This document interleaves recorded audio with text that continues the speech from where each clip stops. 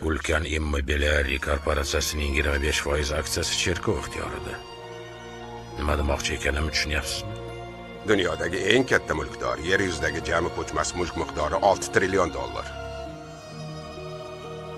Ha, to'g'ri, qoidalar bor. Ular juda ikki qoidalar.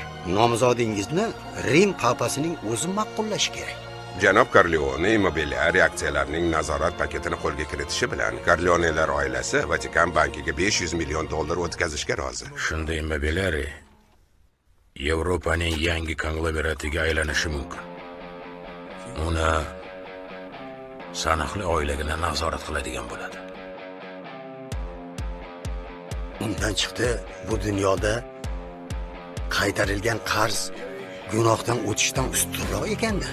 $600 million.